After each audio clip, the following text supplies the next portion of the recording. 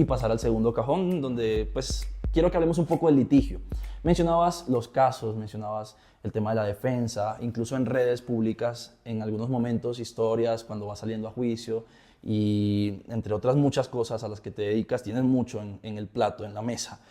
La pregunta es sencilla, cuando te llega un caso, quiero que lo abarquemos como de una forma lineal, cuando te llega un caso, ¿cómo lo gestionas? Es decir, ¿cómo elaboras esa teoría del caso? Y en conexidad con eso, ¿los casos suelen ser patrones de comportamiento, suelen ser parecidos o cada proceso es diferente? Eh, si te lo responde un juez, te hablaría de casos análogos y doctrina probable. Obviamente. Eh, Cada caso es totalmente distinto. Porque primero obviamente tú partes de si estás en un rol de representación de víctimas o estás en una defensa. Pero si nos enfoca, no, y en cualquiera de los dos, realmente las soluciones de los casos siempre están en los detalles. Ok, Entonces digamos que para poder construir un caso lo primero que tú tienes que hacer es tener una muy buena conversación con el cliente, ¿cierto? Con la persona que de pronto llegue por una consulta o eventualmente te contrata, porque tal vez lo más importante de una relación con un cliente no es tanto los fundamentos de derecho, sino es la confianza que tú puedas construir. wow, ¿Va? Y esa confianza se tiene que basar en honestidad. Y es una honestidad que va ligada de la mano de cómo tú te relacionas con él éticamente. wow, Y esa relación ética está basada en la verdad, está basada en la honestidad, está basada en poderle explicar la realidad del sistema judicial.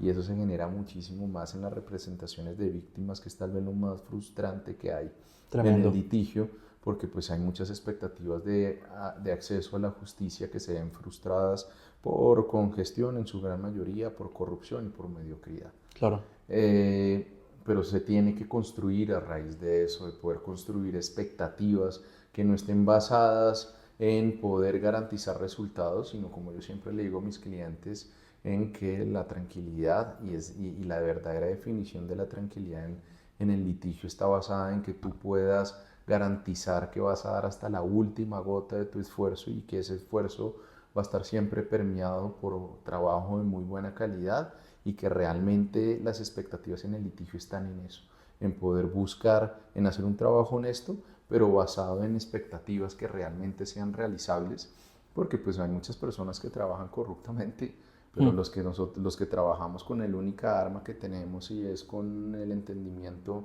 del sistema normativo, tanto pues en precedentes, en leyes, en particularidades, dentro de todas las herramientas que tenemos, pues lo único que podemos garantizar es trabajo y trabajo de calidad. por supuesto. Entonces se tiene que basar primero en una construcción de una relación honesta, de una relación ética con los clientes. Es decir, le preguntas al cliente en realidad qué sucedió y le crees, Claro.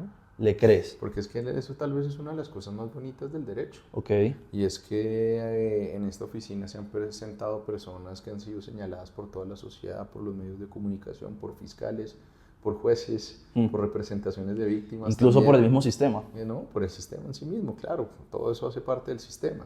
Y tal vez lo más bonito del derecho es que del derecho penal además, y es que eres la única persona muchas veces que le puedes creer, y en la medida en la que se van desarrollando los casos, cuando tú consigues plantear tus teorías y que la judicatura te las crea, o incluso cuando llegas a escenarios de discusiones sobre errores, sobre nulidades, sobre problemas, pues Sí, entonces ya el panorama empieza a cambiar un poco. claro. Y cuando cambia el panorama, tú te das cuenta y sientes la satisfacción de haber creído cuando nadie más lo hizo.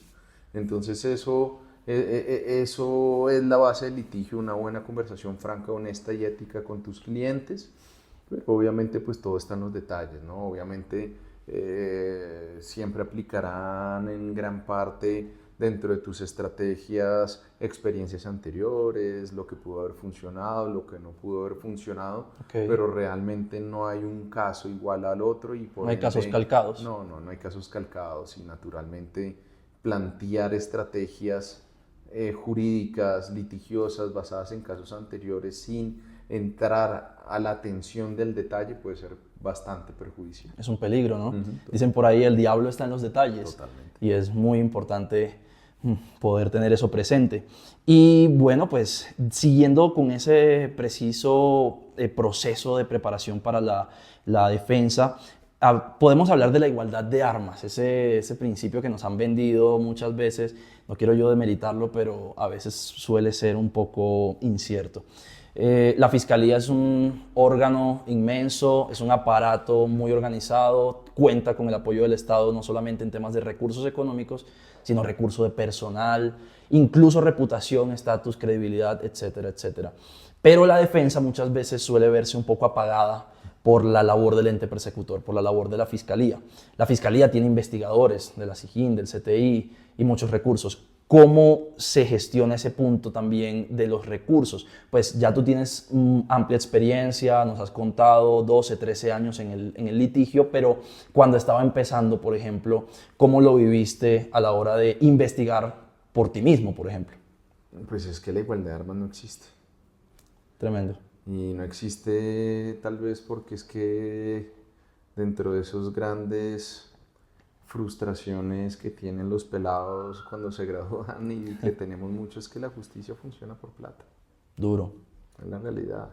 Y pues tú tienes expectativas de tener una buena defensa en la medida en la que tengas recursos.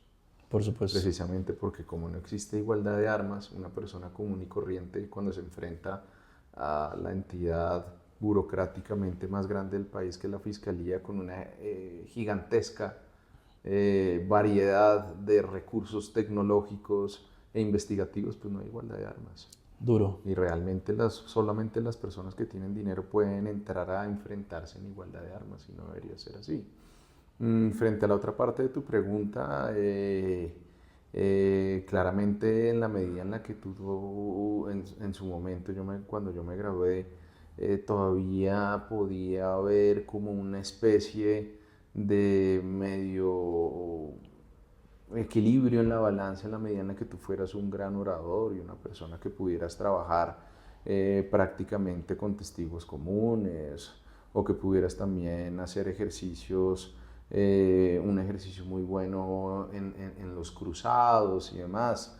Pero hoy por hoy prácticamente el abogado que pretenda litigar y que crea que va a ser suficiente solo con su habilidad argumentativa, pues creo que no solamente es un error, sino que es una expectativa bastante inocente que puede ser bastante... Vive engañado. Sí, así es. Tremendo. Mencionabas justo el tema de los testigos, que es lo que sigue y de hecho es la parte importante o la parte que todo el mundo conoce. Yo siempre he creído que la audiencia más famosa es la de juicio oral y todo el mundo la conoce por las películas, pero en la preparatoria se juegan muchas cosas. De hecho, se juega todo lo que va a pasar en el juicio oral. Y cuando ya logras tener esos testigos, cuando logras recaudar esas pruebas y tienes que llegar al interrogatorio y al contrainterrogatorio, ¿cómo lo vives? Es decir, cuéntanos un poco cómo es desde adentro, ¿cómo lo sientes? ¿Todavía te pones nervioso cuando vas a juicio, cuando vas a interrogar? ¿Y qué considera más importante, Juan José, el interrogatorio o el contrainterrogatorio? El día que deje de sentir nervios y ansiedad, dejo de litigar. Claro.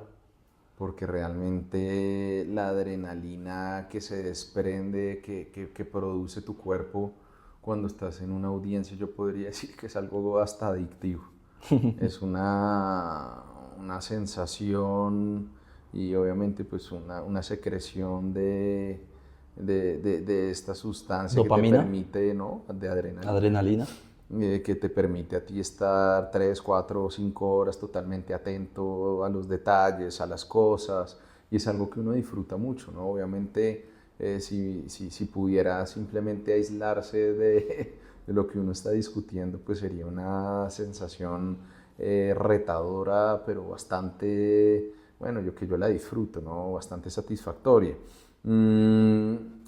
Pero entonces sí, claro, el día que yo deje de sentir eso, dejo de litigar porque realmente se le perdería como la esencia humana de esta cuestión que me parece muy importante. Claro, el amor por esto. Y pues el interrogatorio y el contrainterrogatorio, más allá obviamente de las preparaciones responsables que uno tiene que hacer, no solamente de su teoría del caso, no solamente de sus testigos, desde una perspectiva ética.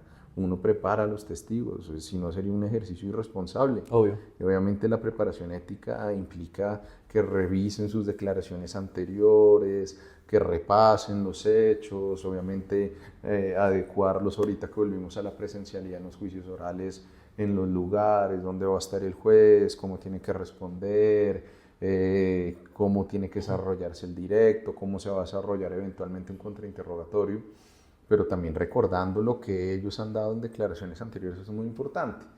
El interrogatorio, obviamente, dentro de sus finalidades legales, pues es prácticamente hablar de las cuestiones que sean temas de prueba y del 376 en temas de pertinencia, lo que a ellos le conste.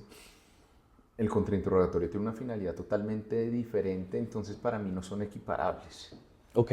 Entonces, pero si me preguntas si tuviera que escoger uno u otro con base o teniendo como criterio diferenciador que disfruto más, naturalmente contrainterrogar. Claro. Solo que obviamente en la medida en la que pasa el tiempo tú te das cuenta que el contrainterrogatorio solo lo realizas si es estratégicamente necesario. Capitalizable. Ok. Necesario hasta cierto punto porque dicen por ahí que el mejor contrainterrogatorio es el que no se hace. No lo sé. ¿No estás muy de acuerdo? No estoy muy de acuerdo. El mejor contrainterrogatorio es el que se hace teniendo la necesidad de hacerlo. Okay. Porque es que muchas veces cuando tú contrainterrogas por contrainterrogar terminas simplemente resaltando aspectos del directo que van a volverle a quedar en la memoria del juez. Y fastidiando al juez. Pero un buen contrainterrogatorio es el que se hace teniendo la necesidad de hacerlo y cumpliendo las finalidades que buscabas. Mostrar que mintió, mostrar que omitió información, atacar su credibilidad por sus condiciones subjetivas, por sus condiciones objetivas, por las facultades de rememoración, por las facultades de reproducción de recuerdos, por las reproducciones de las escenas, de las acciones.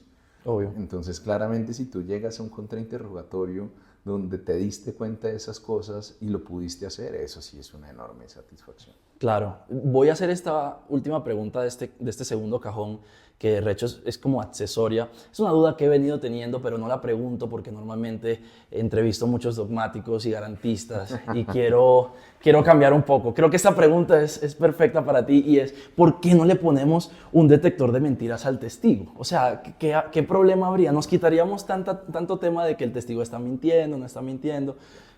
Yo sé que garantista no es, pero ¿alguna vez has querido ponerle un detector? El mejor detector de mentiras es un buen contrainterrogatorio. Ok. Ahí está todo. Ahí está todo.